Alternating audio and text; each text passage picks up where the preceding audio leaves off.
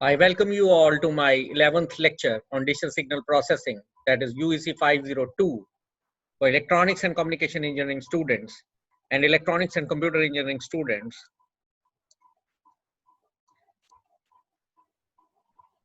First, we will discuss the cepstrum and the concept of homomorphic deconvolution. We know that the Z transform of Xn is capital XZ. We consider that Xn is a stable sequence such that XZ converges on the unit circle. This means its DTFT exists. The complex cepstrum of sequence Xn is defined as the sequence Cxn here, which is the inverse Z transform of Cxz, capital Cxz. What is that? Where Cxz is natural log of xz, that is log with base e xz. The complex cepstrum exists if Cxz converges in the annular region where magnitude Z is greater than R1 but less than R2, with R1 less than 1 but greater than 0 and R2 greater than 1. This means the region of convergence includes the unit circle, because at unit circle we can obtain DTFT from Z transform. Within this region of convergence, Cxz can be represented by the Lorentz series, that is Cxz is equal to natural log of xz equal to summation n running from minus infinity to infinity Cxn z raised to power minus n. Mark it as equation A.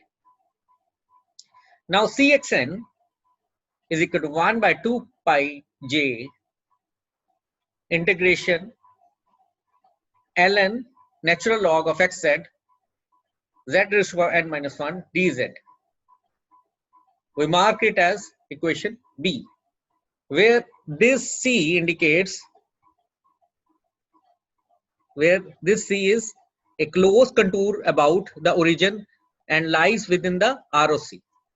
Now, if Cxz can be represented as in equation A, the complex cepstrum sequence Cxn indicated by equation B is stable. If the complex cepstrum exists, then Cxz converges on the unit circle, which leads to, we can use equation A, from equation A, which leads to Cx e raised to power j omega, that is Cxz measured at z is equal to e raised to power j omega. We know that z is equal to r e j omega, r e raised to power j omega. So we consider r is equal to 1 here, which is equal to natural log of x e raised to power j omega, and which is equal to summation n running from minus infinity to infinity Cxn e raised to power minus j omega n. This is DTFT, domain of DTFT, where Cxn is the sequence obtained from inverse DTFT of natural log of x e j omega, x e raised to power j omega, such that, now from equation B, Cxn, now we will substitute z is equal to e raised to power j omega here, and you can easily find equation C as Cxn is equal to 1 by 2 pi integration minus pi to pi natural log of x e raised to power j omega into e raised to power j omega and d omega. Very easy to obtain this relation from this by substituting z is equal to e raised to power j omega. If we consider xej e raised to power j omega, that is DTFT of x, in terms of its magnitude and phase, then x e raised to power j omega can be represented as magnitude x e raised to power j omega into e raised to power j omega, j phi omega. Now this phi omega represent phase as a function of angular frequency, and this is magnitude of this DTFT. By taking natural log on both sides, we can easily show that ln x e raised to power j omega is equal to ln magnitude x e raised to power j omega plus ln e raised to power j phi omega. So we all know that here it is natural log and here is exponential. So by using equation C and D, we can obtain the complex cepstrum in the form, that is, I am going to substitute this in C. In the form Cxn is equal to 1 by 2 pi integration minus pi to pi ln x e raised to power j omega magnitude plus j phi omega bracket closed and multiplied by e raised to power j omega and d omega. Mark it as equation E. Now from this, by opening the bracket, I can get two integration terms. First is 1 by 2 pi integration minus pi to pi ln magnitude x e raised to power j omega, e raised to power j omega and d omega, and second term is plus 1 by 2 pi integration minus pi to pi iota phi omega e raised to power j omega and d omega. Now what happens? This is Cmn. M represents magnitude. This is iota C phi n. Phi indicates phase. And these cepstrums are Cmn is equal to 1 by 2 pi minus pi to pi ln magnitude x e raised by j omega and d omega. And C phi n is equal to 1 by 2 pi minus pi to pi in integration phi omega e raised by j omega and d omega. So we have phase information in magnitude information in Cmn and phase information in C phi n. So this cepstrum Cmn is having magnitude information. This is having C phi n is having phase information in it. So it is clear that if I am having cepstrum, complex cepstrum Cxn, then its real part is Cmn having magnitude information and its imaginary part C phi n is having phase information. So we can separate the inverse DTFT of equation E into inverse DTFT of natural log of magnitude x e raised by j omega and phi omega. Here, an important point to be noted, the sequence xn cannot be recovered from Cmn. Therefore, the transformation from xn to Cmn is not invertible. In speech signal processing, only Cmn is computed in some applications, but the phase of x e raised by j omega is ignored. The persons who will work in audio and speech signal processing industry, they will go use this concept there. In speech signal processing, the real cepstrum is utilized to separate and thus to estimate the spectral content of the speech from the pitch frequency of the speech. The complex cepstrum is utilized in practice to separate signals that are convolved. The process of separating two convolved signals is called deconvolution. Up till now, we have done convolution. Now we are interested, many of you will be interested in deconvolution also. So this is how we perform deconvolution. And the usage of complex cepstrum to perform the separation is called homomorphic deconvolution. The complex cepstrum is a useful tool for performing deconvolution in some applications like seismic signal processing. Very important field these days. So we are more interested in homomorphic deconvolution. To understand the concept of homomorphic deconvolution, we consider an LTI system with impulse response Hn and system response in frequency domain Hz. Here input Xn is having Z transform capital Xz and output Yn is having Z transform capital YZ. let us consider that an LTI system is excited by the input sequence xn, which results in the output sequence yn. Hz is the system function as shown above, such that yz is equal to hz into xz. This is a well-known phenomenon that if two signals are going to be linearly convolved in time domain, then their z transforms are going to be multiplied in z domain.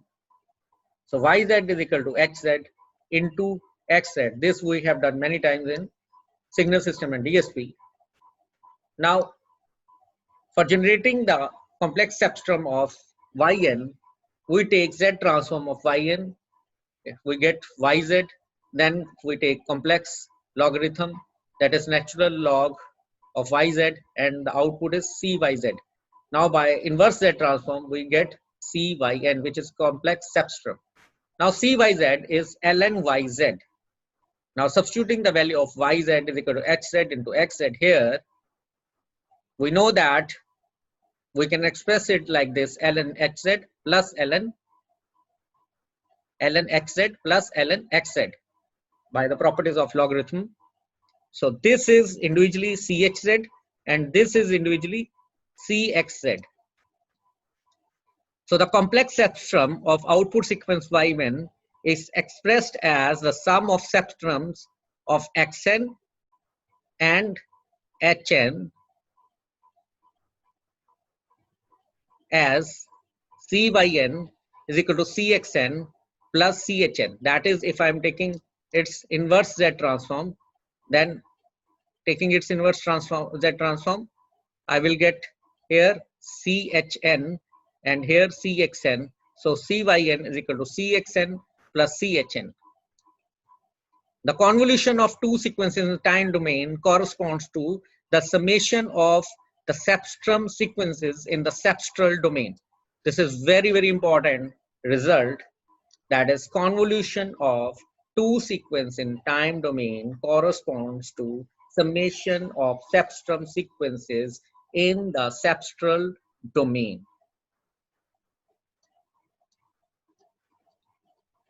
In some application related to seismic signal processing and speed signal processing, the characteristic of or features of the cepstral sequences CXN and CHN are sufficiently different so that they can be separated in the cepstral domain. Now, let CHN has its main components, bracket energy, main energy, in the vicinity of small values of n. That is low pass components, discrete time components. I want to clear that here low pass is not indicating any frequency. This here low pass component is indicating as small values of n. Now CXN has its main components at large values of n, that is n is index of time, discrete time. So high pass component in discrete time components. So once more I would like to tell you that this high pass is not indicator of frequency. It is high pass is indicating that it has large values at, it has significant main component values at large values of n, not f, n. So we can separate CHN and CXN using time domain low pass windows and high pass windows. Time domain low pass window, this is very important. This is not frequency domain window. It is time domain low pass window and time domain high pass window. So CYN, which is sum of CXN plus CHN, is multiplied by this window WLPN, where WLPN is 1 for magnitude n less than equal to n1, 0 otherwise. So for specific samples, it is having low pass window is having magnitude 1 and otherwise it is 0. So CY cap n is equal to CYN multiplied by WLPN.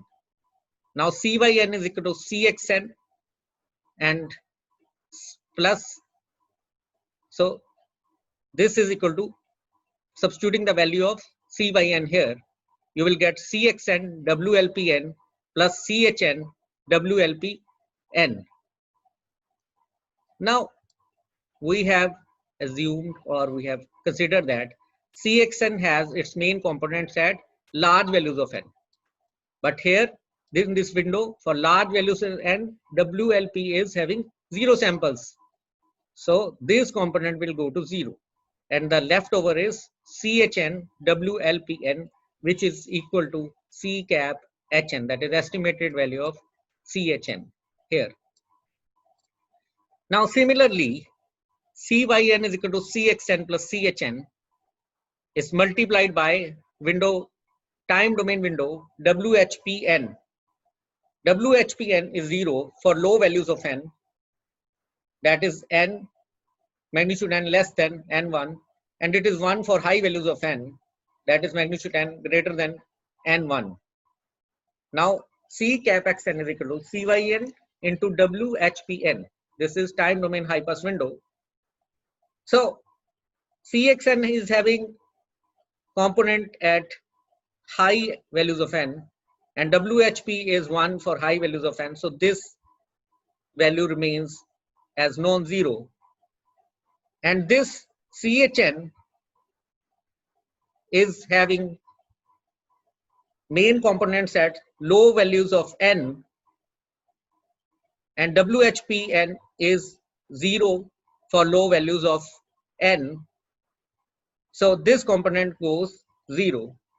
So C cap xn is equal to CXN WHPN. This is 1 for high values of n. So this will give you Cx cap n. In this way, I have separated CHN and CXN by using time domain low pass window and time domain high pass window. This is possible only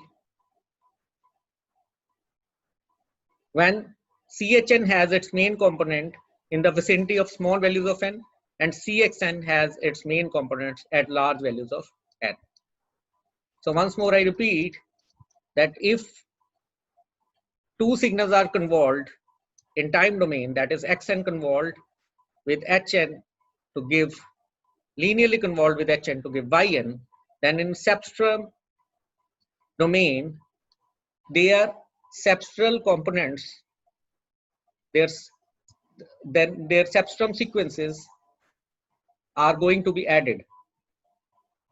That is CYN is equal to CXN plus CHN. And by these two windows, we can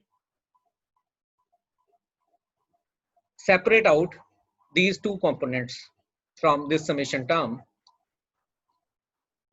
In the next step, we take Z transform of C cap XN and C cap HN, and this will give C cap XZ and C cap HZ. And now we take complex exponential signal, complex exponential of these two, and we will get X cap XZ and H cap Z.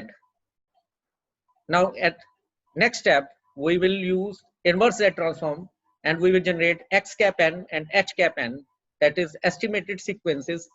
XN cap, X cap N is estimated input sequence, H cap N is estimated impulse response sequence.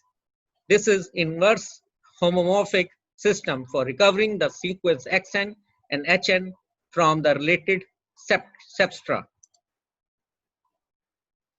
This is very important concept, and it's a new thing for you people because this is usually not taught in signal system, but this is another domain which is cepstral domain, and it is very important in the field of speech, audio and speech signal processing and seismic signal processing, and in many other fields.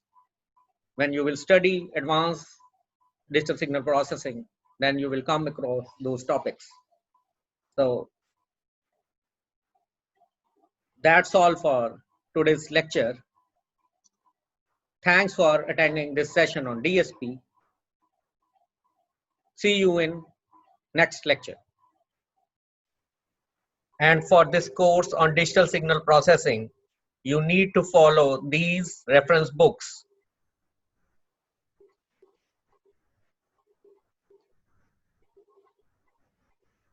And for self-study, you can purchase 1 or 2 books of your own choice from this list. Thank you.